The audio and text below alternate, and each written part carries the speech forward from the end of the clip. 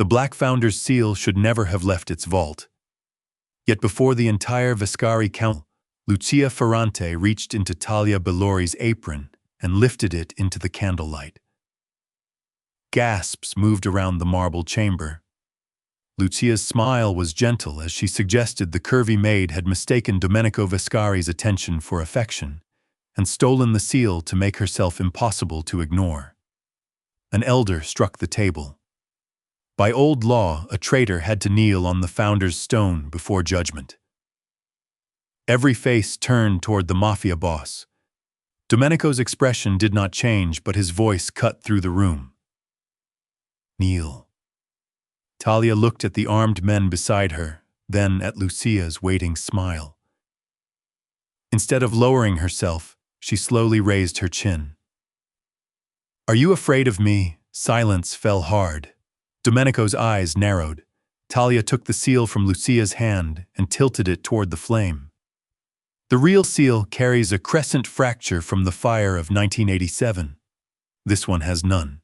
Before anyone could answer, she pulled the accusation sheet from the table. And this was printed at 8:41. The vault alarm sounded at 8:52. 11 minutes before the theft existed, someone had already written her crime, named the witnesses, and chosen her punishment. Guards moved toward her. Domenico lifted one hand. No one touches her. Then he ordered every door locked. She remains standing until I learn who prepared a verdict before there was a crime. The locks fell through the Vescari estate one after another, each bolt answering Domenico's command with a heavy crack. No one left the council chamber. No one touched the seal, the accusation sheet, or Talia Bellori. She remained beside the founder's stone. Lucia Ferrante recovered first. "Domenico, this can be handled quietly." Her voice carried the softness of a woman asking for mercy, not control. "Let her confess before the elders make this irreversible." Talia looked at her. "You already wrote what I was supposed to confess." A murmur moved around the table. Rocco Salvi stepped forward. "Careful." "No," Domenico said. "Let her speak." Talia placed the false seal on a folded handkerchief. "Preserve the room. No one handles that without gloves. Copy the camera feeds before anyone claims the system failed. If you search my room, I want 2 witnesses who do not answer to Chief Salvi." Rocco's face hardened. "You are in no position to make demands." "She is until the evidence changes," Domenico replied. Lucia pressed a hand to her chest. "You cannot believe she understands council procedure." "I understand contamination," Talia said. "And panic.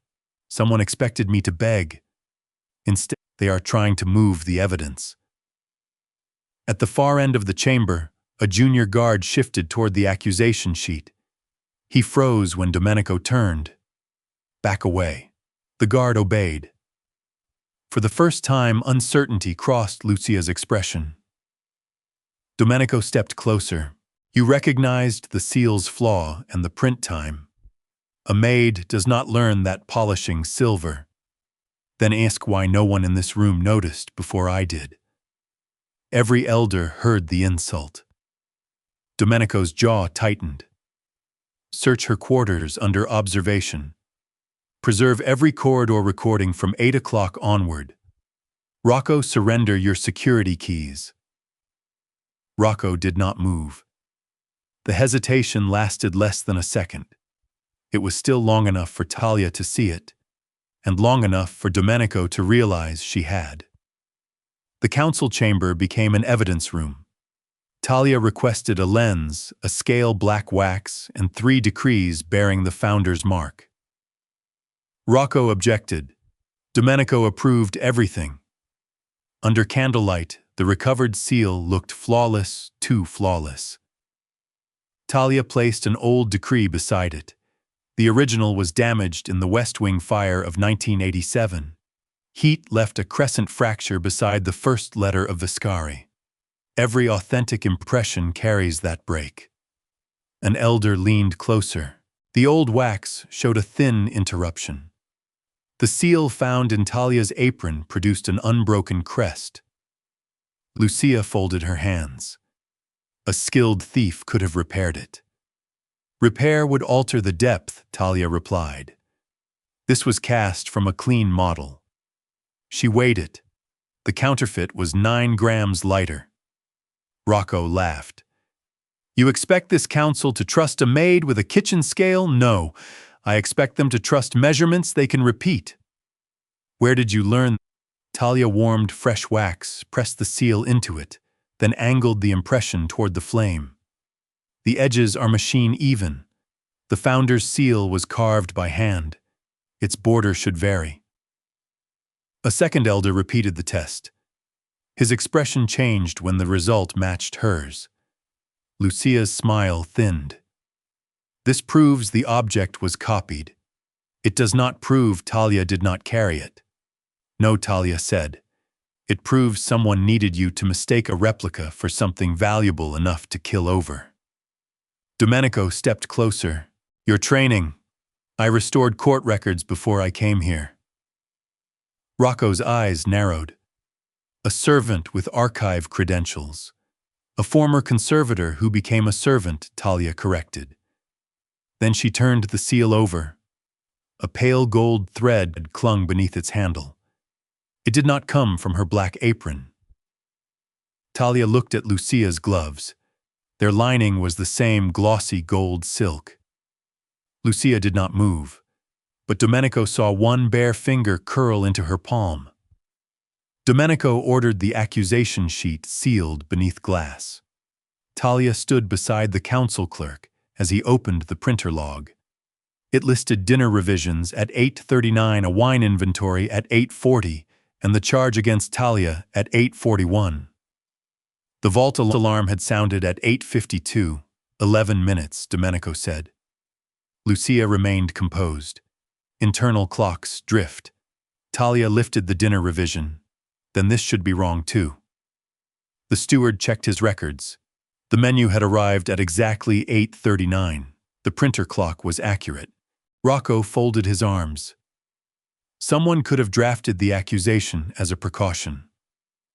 A precaution naming 3 witnesses, Talia asked, including one who claims he saw me leaving the vault at 8:49.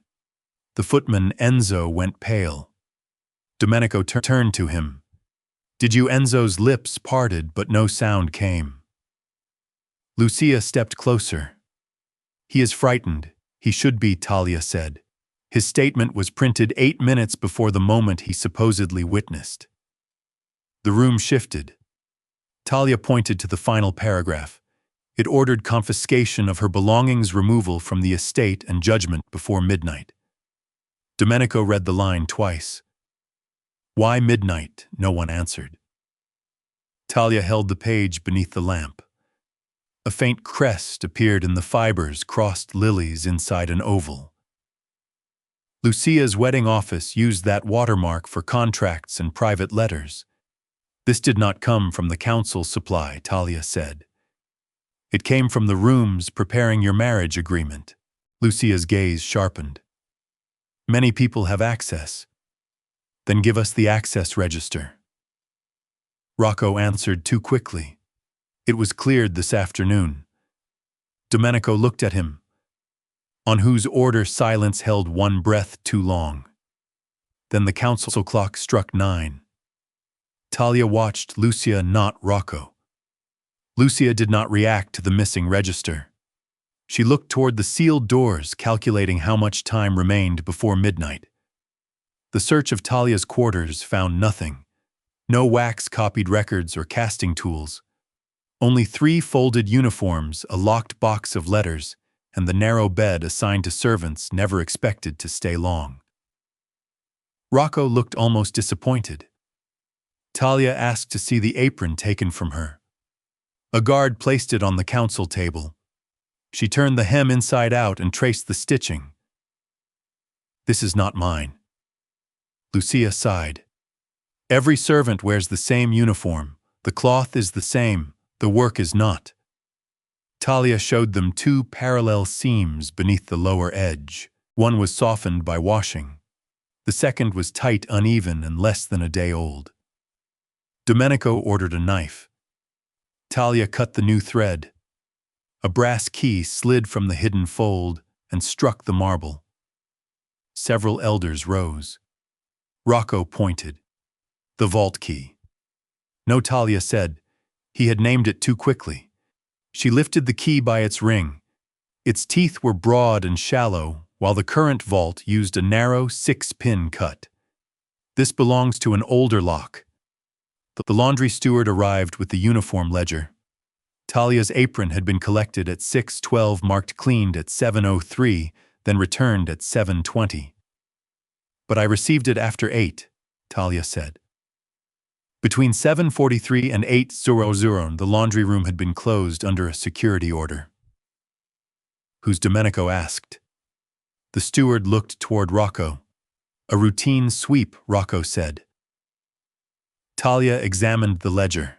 The closure was written in blue-black ink. Every entry used gray pencil so changes could be audited. Someone had added the order later. 17 minutes, she said. Enough to replace my apron sew in the key and return it through a corridor without cameras. Domenico faced Rocco. You control that corridor. I control every corridor. Tonight, Talia said, that is not a defense. Domenico closed his hand around the false key. For the first time, Rocco stopped looking at Talia like a servant. He looked at her like a threat. By 10 o'clock, Lucia had transformed the East Salon into a courtroom without calling it one. 6 council wives and 2 advisors sat beneath painted saints. Tea had been poured. The doors stood open toward the main hall so passing servants could hear. Talia was summoned last. Lucia rose. I asked them here because scandal grows crueler in silence. You asked them here before anyone proved I caused one, Talia said. Lucia continued. A woman in Talia's position can mistake kindness for invitation. Attention from a powerful man can become hope. Hope can become desperation. Several eyes moved over Talia's curvy figure, then toward Domenico near the fireplace. The humiliation was dressed as concern. Lucia approached her. Confess that you took the seal to force Domenico to notice you. I will ask the council to spare your life and dismiss you quietly. You prepared mercy for an audience, Talia replied. That means you expected me to need it. I expected fear. No. You expected obedience. Lucia turned to Domenico.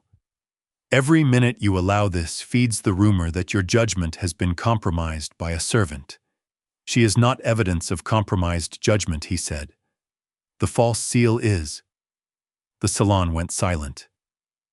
Lucia's smile weakened. You would embarrass your future wife for her, for a measurable fact.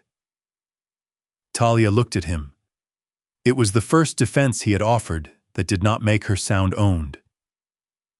Lucia recovered. Then let her deny before witnesses that she sought your attention. Talia faced the room. I will not defend myself against a desire you invented, because the real charge is collapsing. Outside servants had stopped pretending not to listen. Lucia had gathered an audience to watch Talia shrink. Instead, they watched Domenico step away from his fiancée and order the doors closed. No more performances, he said. Lucia's eyes moved to the clock. 2 hours remained before midnight. The brass key was carried to the current vault under armed guard. Rocco inserted it himself. It would not enter the lock. He tried again until Domenico caught his wrist. You called it the vault key before anyone tested it. Rocco pulled free. I recognized the crest. There is no crest, Talia said. Only a stamped number marked the ring 18. The estate locksmith examined its teeth. This belongs to an old warded lock. Nothing here has used that pattern in years. How many, Domenico asked. The locksmith checked a leather register, then stopped at a missing page. The last matching mechanism was removed 18 years ago. Talia went still. Domenico noticed. You know it. My mother was expelled from this house 18 years ago. The chamber quieted. Lucia spoke gently. You never mentioned that your family served the Viscari estate. She did not serve it. She kept its records. Elena Bellori had managed the private archive until she was accused of stealing the founder's ledger. It was never recovered. Elena lost her position, her pension, and her name. Domenico's expression hardened. You entered my house for another purpose. I entered under my own name. You came looking for proof. I came looking for the truth your family buried. Rocco seized the opening. She had motive training and knowledge of an obsolete key. And someone placed it in an apron that was not mine, Talia replied. My motive did not sew the second hem. Domenico stepped closer. Did you ever intend to tell me when you ordered me to kneel? Were you intending to ask? His eyes held hers. For the first time that night, power gave him no answer. Behind them, the locksmith turned the key over. Something rattled inside its hollow ring. A tightly rolled strip of paper slid into his palm. Written on it, in faded red ink, was one name, Elena Bellori. The strip of paper was too narrow to be a message. Talia unfolded it beneath glass. Elena Bellori's name had been written 3 times in fading red ink, each version followed by a different archive number. Domenico ordered the personnel vault opened. Rocco objected that it contained sealed family records. Domenico handed his security keys to another guard. You no longer decide what remains sealed. Elena's file was found behind 2 newer ledgers. The first pages described 12 years of flawless service. The final page declared that she had stolen the founder's ledger and fled before questioning. Talia touched none of it. The paper is wrong, she said. The dismissal page was whiter and smoother than the rest. Its punched holes did not align with the original binding. Under magnification, the red ruling ink crossed over dust already embedded along the edge. It was inserted later. Lucia stood in the doorway. Later does not mean false. Talia compared the signature beneath the accusation with 3 orders signed by Domenico's father. The curves matched perfectly, even the pressure breaks.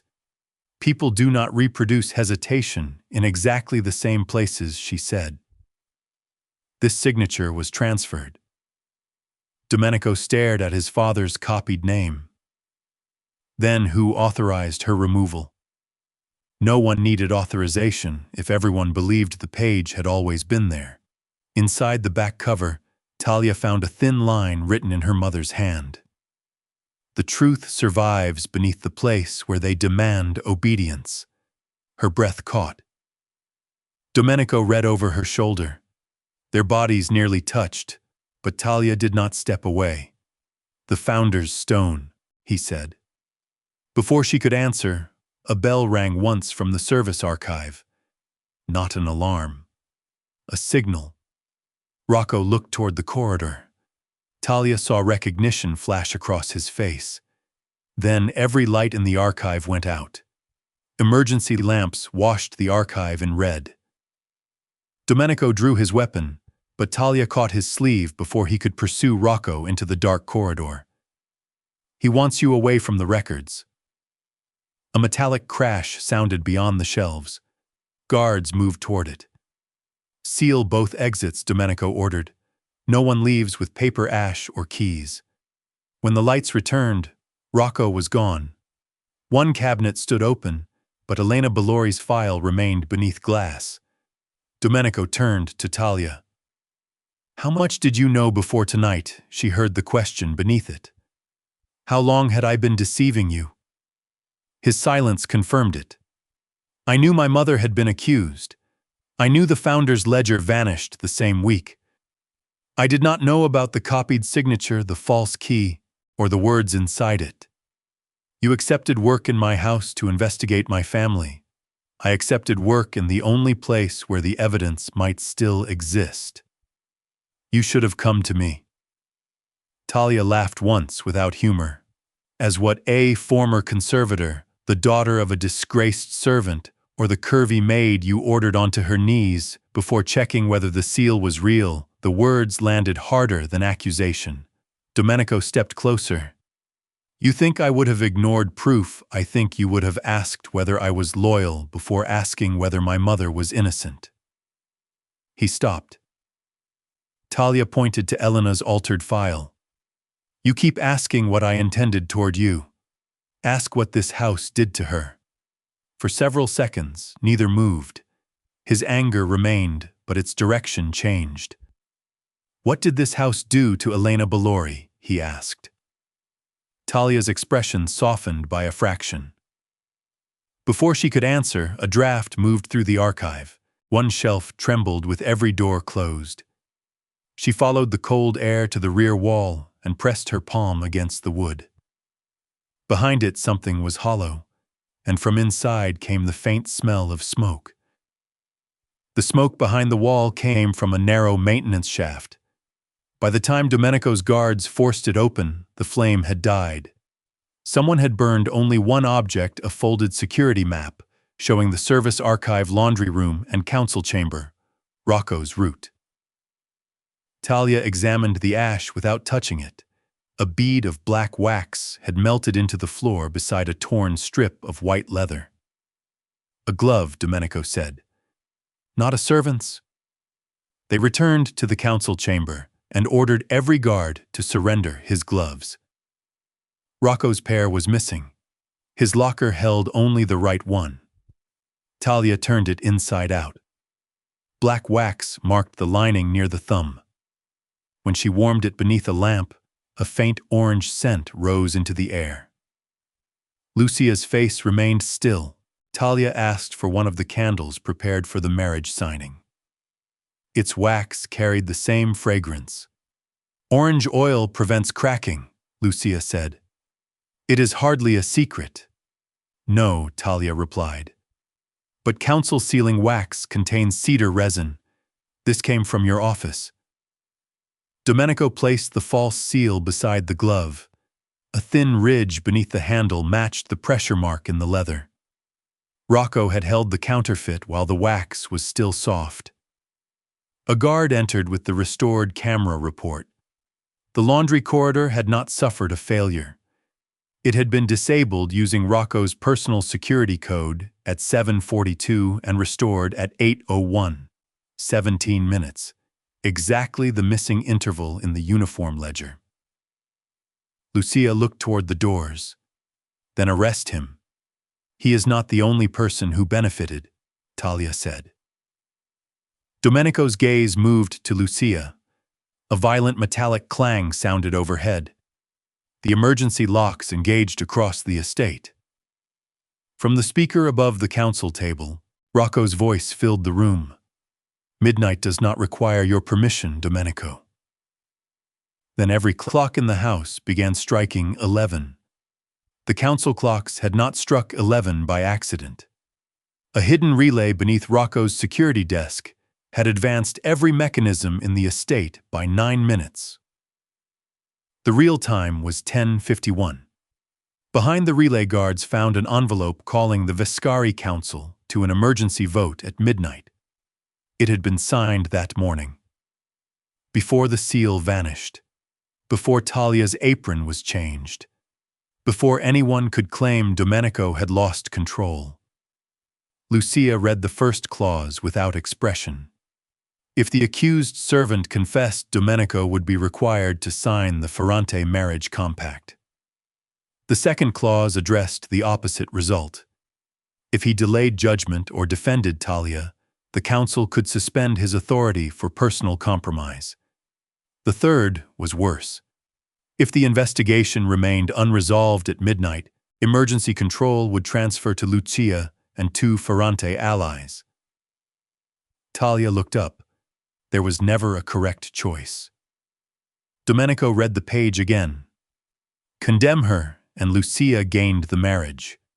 Protect her, and Lucia gained the vote. Investigate, and Lucia gained the clock. The theft was not the objective, Talia said. Your reaction was. One elder pushed back from the table. This notice carries our authorization codes. Copied, Domenico replied. Or given, Lucia said softly. Every face turned toward him. That was the final design. Even proof of conspiracy could be used to suggest Domenico had staged the crisis himself. Talia studied the signatures. Beside each name was a tiny mark indicating how the vote should be cast. Not predictions. Instructions. 3 elders lowered their eyes. Domenico folded the notice. Who received these orders? No one answered. Then smoke curled beneath the archive door. Talia recognized the direction immediately. Rocco was no longer trying to escape. He was burning the records that could explain why her mother had been chosen 18 years earlier. Flames climbed the service archive faster than paper should burn. Accelerant ran along the lower shelves, creating a wall of fire between Talia and the only exit. Smoke folded across the ceiling. Behind her, the concealed panel stood open, revealing ledgers wrapped in oilcloth. Leave them! Domenico shouted from the corridor. Talia pulled one bundle free. This is why he started the fire. A beam collapsed, sealing the doorway. Domenico raised his shoulder to break through, but Talia saw the vent above him, drawing the flames higher. Stop, cut the west fan. He hesitated once. Then he obeyed. The roar weakened as guards shut down the ventilation.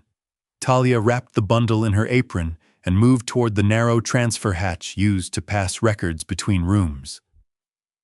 It is too small, Domenico said. For you. She pushed the ledgers through first.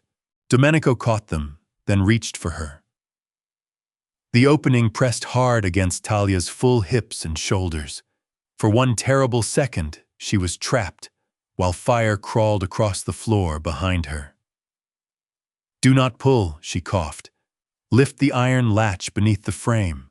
Domenico found it. The panel widened. Talia forced herself through and fell against him. His arms closed around her, not dragging, only holding her upright until she could breathe. Rocco appeared at the far end of the corridor with a pistol. Domenico turned, shielding Talia, but Rocco fired into the ceiling valve. Water burst down, flooding the passage and erasing the footprints from the hidden archive. Then he vanished behind the emergency gate. The recovered bundle contained only half the founder's ledger. Several pages had been cut away long before the fire. Inside the cover, Elena Bellori had written one final instruction. Remove the stone before midnight. Talia looked toward the council chamber. The place where they had ordered her to kneel was not merely ceremonial. It was a door. The council chamber smelled of wet stone and smoke. Talia placed Elena's instruction beside the founder's stone. The elders protested before Domenico spoke. That platform has stood beneath every Vescari judgment for 2 centuries, one said. So has the rule that the accused kneels before being heard, Domenico replied. Tonight both are under examination.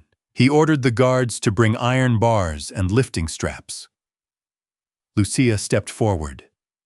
You would dismantle the symbol of your authority because a maid found a sentence in a burned ledger, no, Talia said. Because someone risked an entire archive to keep us from obeying it. The stone was wider than it appeared, built from 3 fitted slabs. No hinge or lock showed along the upper surface. Domenico removed his jacket and crouched beside it. An elder stared. The head of this family does not kneel. Domenico looked at Talia. That rule has already cost us enough. He lowered one knee to the marble. The chamber went silent. Talia remained standing while the man who had ordered her down searched beneath the platform with his bare hands. Dust darkened his cuffs. Along the rear edge he found a narrow brass plate hidden under centuries of wax and polish. At its center was an obsolete keyhole stamped with the number 18. Talia handed him the key from her apron. It turned once. A mechanism released beneath the floor, and the center slab rose half an inch. Before the guards could lift it, Domenico stopped them. Witnesses first. Record every hand, every object, every minute. Talia understood what he had done. He was correcting the rules before discovering whether the truth favored him. Together, they raised the slab. Inside the hollow chamber lay a black metal case untouched by the fire. Across its lid was the crescent-fractured impression of the real founder's seal. And beneath it, scratched into the stone, were Elena Bellori's initials. The black case opened beneath witnesses and cameras. Inside lay the real founder's seal, its crescent fracture, cutting through the first letter of Vescari.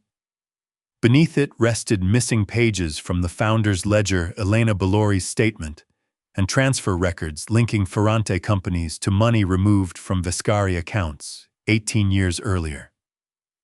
Lucia looked only at the open stone. Talia understood first. You needed me on that platform. Domenico turned toward his fiancée. Lucia's expression remained composed, but one hand tightened around her gold-lined glove. Talia reconstructed the design. Once she knelt, guards would hold her shoulders.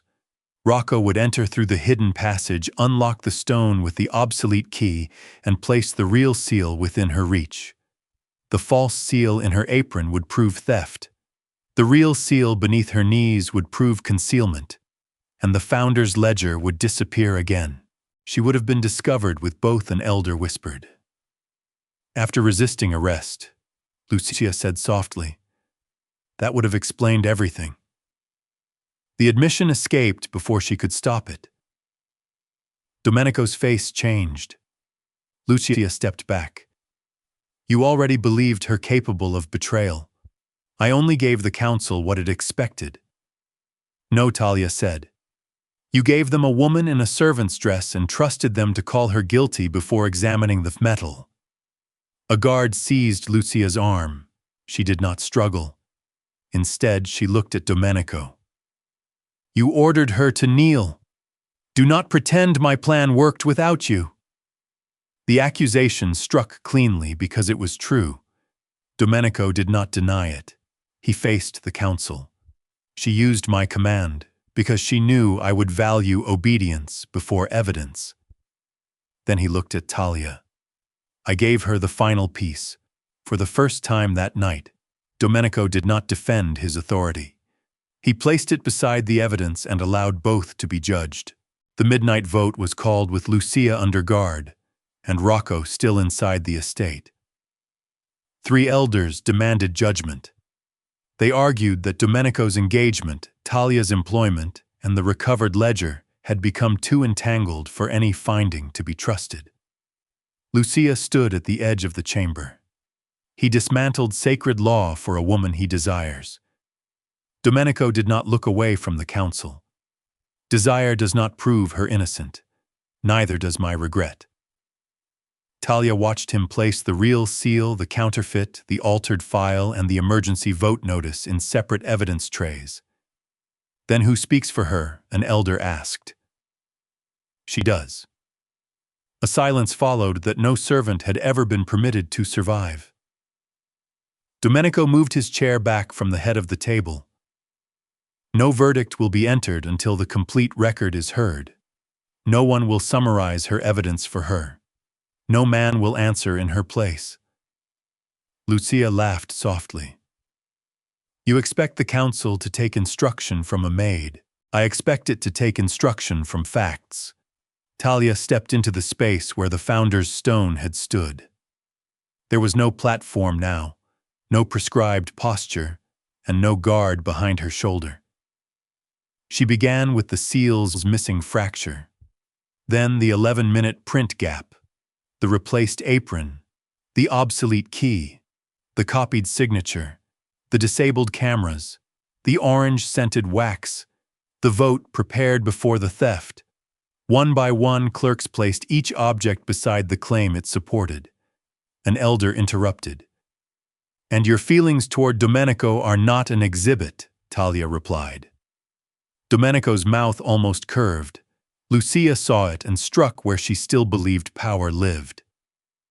"He will choose you when this is over." Talia faced her. "That is not the question before this council." Then she looked at Domenico.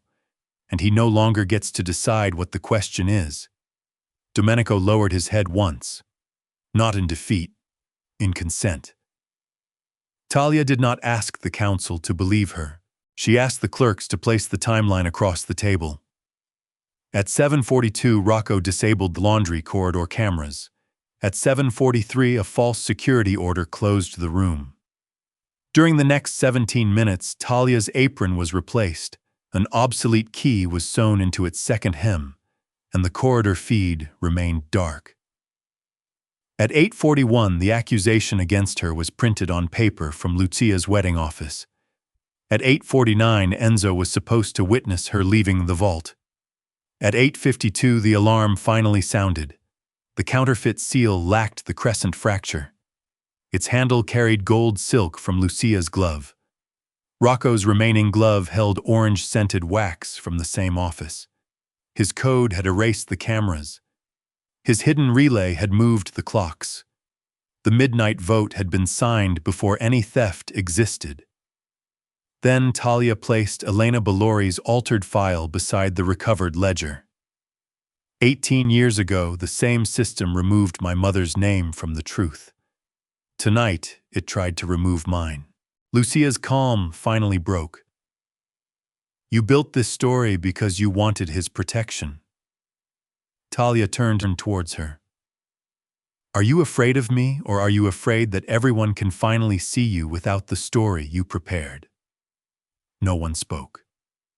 Lucia looked to the three elders marked on the voting instructions. One lowered his eyes. Another pushed the emergency notice away. A guard entered with Rocco in restraints, captured at the east gate carrying the missing ledger pages and a second pair of gold-lined gloves. The last denial died before Lucia could use it. The council voted to strip her alliance of authority and hold both conspirators for a formal hearing. Domenico raised the real seal. Then he set it down without using it. "The record decides," he said, "not the man holding the metal." Talia remained standing as the verdict was entered. This time, no one asked her to kneel. By morning, Elena Bellori's name had been removed from the register of traitors. Domenico did not call it forgiveness. The house cannot pardon a woman it wronged. Before the council adjourned, he abolished the kneeling ritual and issued 4 new rules. No accusation would be judged before the accused received the complete record. No servants' quarters could be searched without independent witnesses. Council evidence would be copied beyond the estate, and no head of the Viscari family, not even Domenico, would control every key, camera, and seal. Then he placed Talia's employment contract before her. Across its final page he had written one sentence, "Released without condition." "You are free to leave," he said. Talia studied him. "And if I do, the door remains open. I will not turn freedom into another test of loyalty." He offered compensation for her lost wages, her mother's stolen pension, and the destruction of her records. He did not offer jewelry protection or a room beside his. That restraint cost him more than any gift. Talia left the estate carrying Elena's restored file beneath her arm. For 3 weeks, Domenico heard nothing from her. When the council met again, the founder's stone was gone. In its place stood a plain table with 2 evidence cabinets and an empty chair beside Domenico's. The doors opened. Talia entered in a dark green suit, her curves no longer hidden beneath a servant's uniform. She carried an independent archive charter signed by 3 outside custodians. "I am not returning as your maid," she said. "I know. I answer to the record, not to you. That is why the seat is yours." Talia looked at the chair. Domenico did not pull it out or command her to take it. He waited. She sat because she chose to. Only then did his hand rest beside hers on the table, close enough to offer, far enough to refuse. Talia turned her palm upward. The meeting began with no one kneeling. Lucia believed power belonged to the person who prepared the accusation before anyone could question it. Rocco believed camera's keys and a replaced uniform could turn obedience into proof.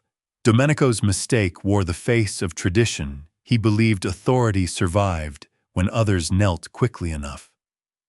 Talia proved that truth needed no permission from the man holding the seal. It needed an unbroken record, witnesses who could repeat what they saw, and one woman willing to remain standing while an entire room expected her to bow.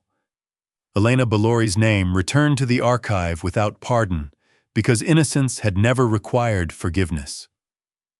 Domenico did not command Talia to stay or offer protection as another form of control. He opened the door and left the choice untouched.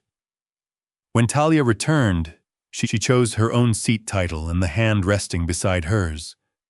Power had demanded her knees. In the end, it learned to meet her at eye level,